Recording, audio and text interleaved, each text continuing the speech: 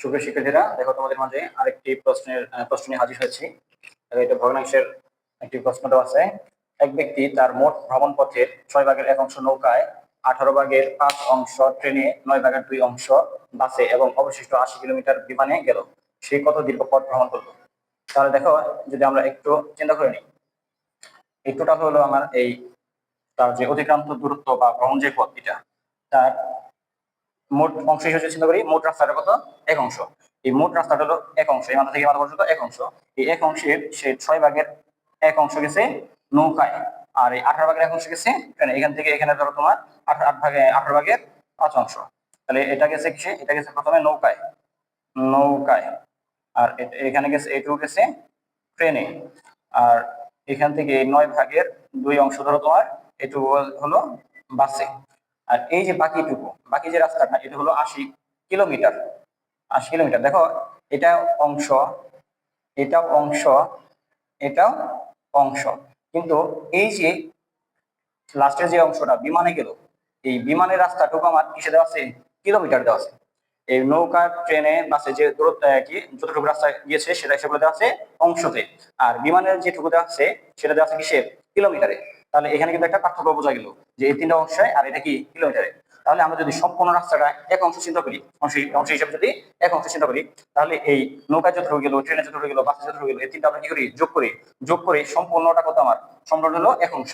এই 1 অংশ থেকে যদি আমি এই তিনটার যোগফল বাদ দিয়ে দিই, তাহলে আমার এই যে বিমানে কত অংশ গেল এটা বের হবে।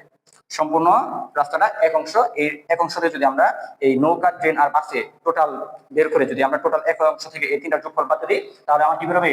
এই অবশিষ্টটা বেরোবে। আর এই অবশিষ্টটা সে গেছে কিসে? বিমানে। আর এটা কিসে কিভাবে বের হবে? অংশতে বের হবে। তাহলে আমরা এইটা বের করতে পারলে এই বিমানে কত অংশ যায় এটা যদি বের করতে পারি, আর ওই অংশের দূরত্ব কত হবে আমার? 80 কিলোমিটার। তাহলে মোট পথটা কত আমার? 1 অংশ। তাহলে আমি যদি এই অংশের জন্য আমি লিখতে পারি যে 80 কিলোমিটার, তাহলে সম্পূর্ণ পথ 1 অংশের জন্য কত হবে এটা আমি কি বের করতে পারবো। আশা করি প্রশ্নটা বুঝতে পেরেছ। তাহলে আমরা সমাধান করি। দেখো, সমাধান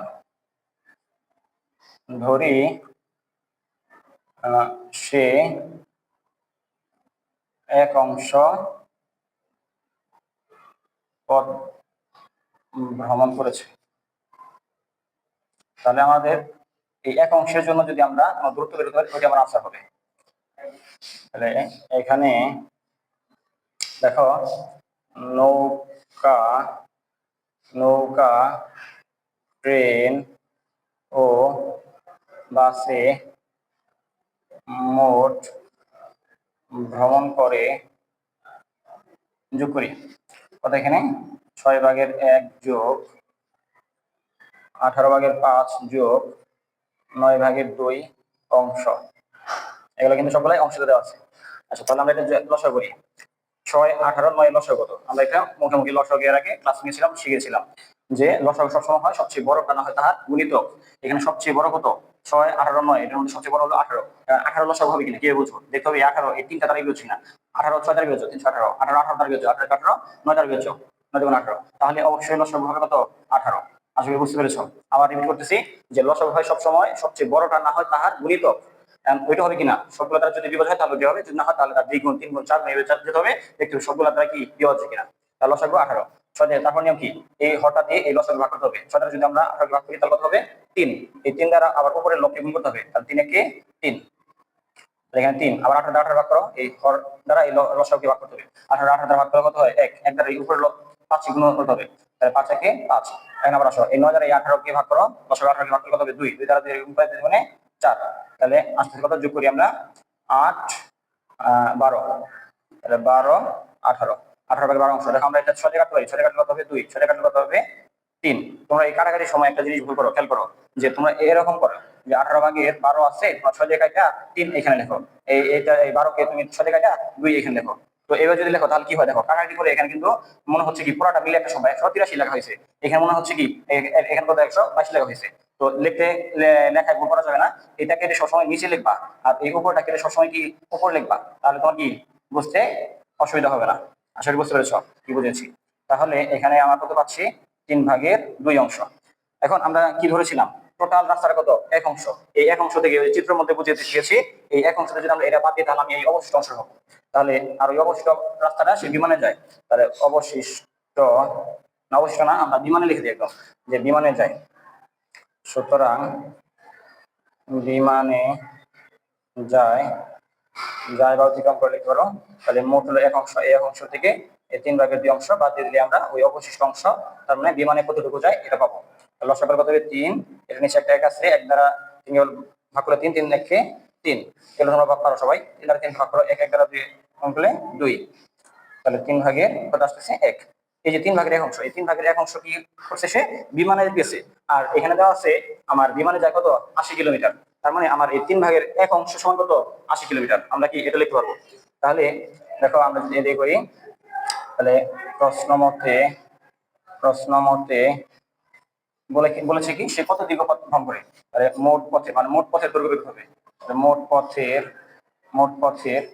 3/1 অংশ সমান কত পাচ্ছি আমরা এখানে 80 কিলোমিটার। সুতরাং মোট পথের 1 অংশ সমান, এটা তোমরা এখানে আরেকটা মিস্টেক করো, ডাইরেক্ট লিখে দাও যে 3/1 অংশ সমান 80 কিলোমিটার, এটা লেখা উচিত না। তোমার দেখতে হবে কি বের করতে বলছে, সে কত দীর্ঘ পথ অতিক্রম করেছে, তার মোট পথের দৈর্ঘ্য বের করতে বলছে। তাহলে এটা যেটা বের করবা ওইটা আগে লিখে দিবা, যে মোট পথের এত অংশের দৈর্ঘ্য, তো মোট পথের এত অংশের দৈর্ঘ্য, এটা আমি আরেকটু ক্লিয়ার করতে পারি যে এত অংশের দৈর্ঘ্য কত সমান 80 কিলোমিটার। তাহলে মোট পথের 3/1 অংশের দৈর্ঘ্য যদি 80 কিলোমিটার হয়, তাহলে মোট পথটা কত আমার 1 অংশ, তাহলে 1 অংশের দৈর্ঘ্য কত হবে, একের জন্য যখন বের করবো উপরে ভগ্নাংশ নিচে 1, যখন একের জন্য বের করবো তখন হবে ভাগ, আর ভাগটা যদি আমরা 1 লাইন করি তাহলে উল্টে গিয়ে গুণ হয়। আচ্ছা আমি ভাগ করে দেখাচ্ছি, দেখো এরপরে আমি অন্য ক্লাসে একবার করে দেবো, ভাগ করি, তাহলে কত হবে 3 ভাগের, আবার খেয়াল করো এই ডান পাশে যেটা আছে এটাকে ভাগ করতে হবে এটা দিয়ে, উল্টা হলে করা যাবে না। এখন যদি তুমি এইভাবে 3/1 কে 80 দ্বারা ভাগ করো তাহলে কি হবে, হবে না, এটা কিন্তু হবে না। তাহলে কি করতে হবে, এই ডান পাশেটাকে ভাগ করতে হবে এটা দিয়ে। তাহলে দেখো আমি যদি ভাগকে এই গুণ দিই তাহলে কি হবে, উল্টে যাবে, এই 3 যাবে উপরে আর 1 আসবে কি নিচে, ডট ডট দাও। আচ্ছা তাহলে এই দেখো এই 80 নিচে একটা 1 আছে, নিচে নিচে গুণ করে 1 1 1 হবে, আর 3 আর কত 24, তার 240 হবে, 240 কিলোমিটার। নিচে তো আমার 1 লেখার দরকার নেই, তাহলে কত হচ্ছে মোট রাস্তার দৈর্ঘ্য কত 240 মিটার, 240 কিলোমিটার। সুতরাং সে মোট 240 কিলোমিটার অতিক্রম করে বা ভ্রমণ করে, হ্যাঁ অতিক্রম করে। আশা করি সবাই বুঝতে পেরেছ অঙ্কটা।